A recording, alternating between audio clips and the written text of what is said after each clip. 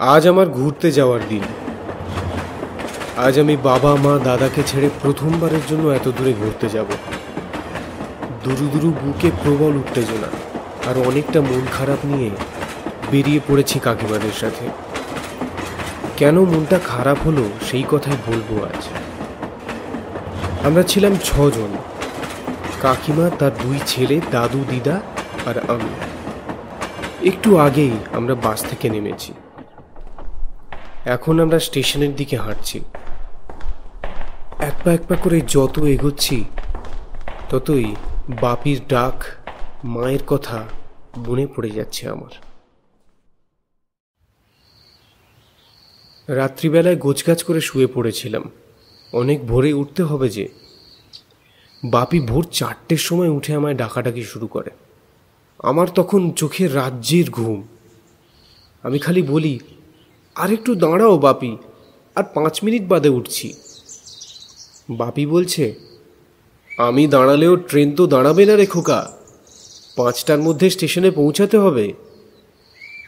অবশেষে খানিক বাদে উঠে মুখ টুক ধুয়ে ফ্রেশ হয়ে সেজে গুজে তৈরি হয়ে গেলাম। বেরোনোর সময় বাপি বলল, একটু চোখ কান খোলা রাখবে সব সময়, একদম একা একা কোথাও যাওয়ার চেষ্টা করবে না, সব সময় একসাথে থাকবে, ট্রেনে সাবধানে উঠবে। মা আমায় জড়িয়ে ধরে বলল, সাবধানে যাও, ভালো হয়ে থেকো, তাড়াতাড়ি ফিরে এসো শুধু বাবা।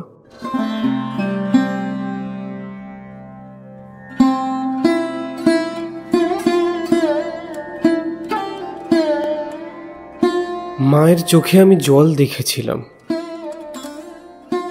এই পৃথিবীর সবচেয়ে দুর্মূল্য জিনিসটিকে এই সময় সব ছেলেমেয়েরাই কি অবহেলা করে চলে যায়? বুকের পাঁজরটা ফেটে যায় যে। মায়ের চোখে জল যে আমি সহ্য করতে পারি না।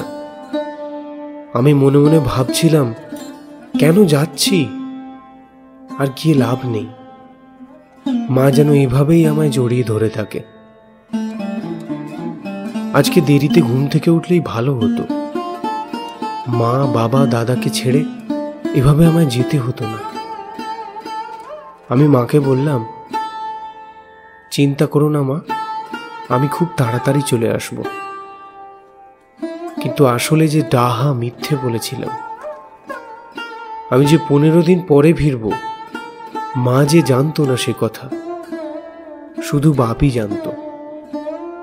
মা জানলে হয়তো মায়ের মনটা আরো খারাপ হতো, সেই জন্যই বোধহয় বাপি বলেনি।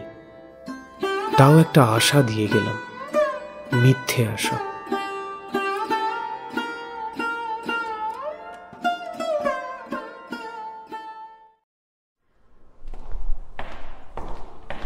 স্টেশনে ঢুকে গেছি একটু আগেই। এবার প্ল্যাটফর্ম খুঁজতে হবে। এমন সময় আমার একটা ইচ্ছে হলো, বড় হওয়ার ইচ্ছে। আমি সবাইকে বললাম, আমি জেনে আসছি কোন প্ল্যাটফর্মে কোন ট্রেন আসবে। দাদু বলল, থাম, একা কোথায় যাচ্ছিস? আমিও যাচ্ছি, চল। আমি হন্যে হয়ে খুঁজছি, কোথায় যাব, কোথায় খুঁজবো, কাকে জিজ্ঞাসা করব, কিছুই জানি না। এদিকে দাদু আমার রঙ্গভঙ্গ দেখছে। হয়তো ভাবছে, দেখি না এই ছোকরা কত দূর পারে। আমি এদিক সেদিক চলেছি। হঠাৎ দেখলাম অনেকগুলো লোক উপরের দিকে তাকিয়ে আছে, কি যেন দেখছে। এই তো পেয়েছি, এ তো একটা ডিজিটাল স্ক্রিন, যাতে কোন ট্রেন কোন প্ল্যাটফর্মে আসবে সব লেখা আছে। পরে দেখলুম একটা ট্রেন আছে 12 নম্বর প্ল্যাটফর্মে। আমি ভাবলুম এটাই হবে বোধহয়। ওই তো দাদু, পেয়েছি, ট্রেনটা 12 নম্বর প্ল্যাটফর্মে আছে, চলো। আমরা ফিরে আসি। তড়িঘড়ি সবাই 12 নম্বর প্ল্যাটফর্মে এলাম, কিন্তু সেখানে তখনও কোনো ট্রেন আসেনি। আমরা বাক্স প্যাঁটরা নিয়ে অপেক্ষা করতে থাকি ট্রেনের আশায়।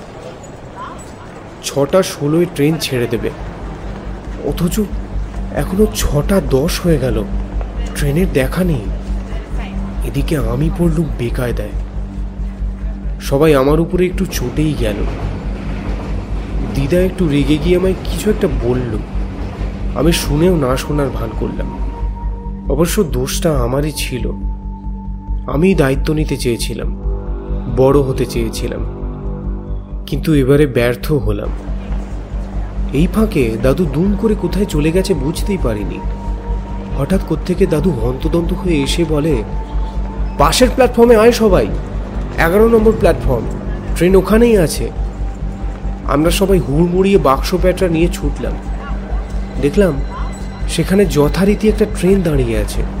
ট্রেনে লেখা আছে হাওড়া টু বালুরঘাট, আর platform number 11।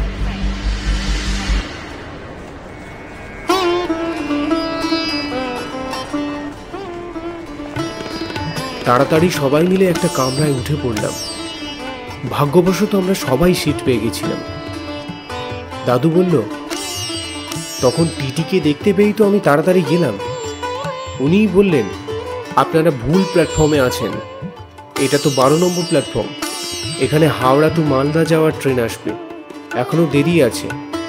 Howrah two Balurghat পাশের প্ল্যাটফর্মে আছে 11 নম্বরে, জলদি যান, একটু পরেই ছেড়ে দেবে।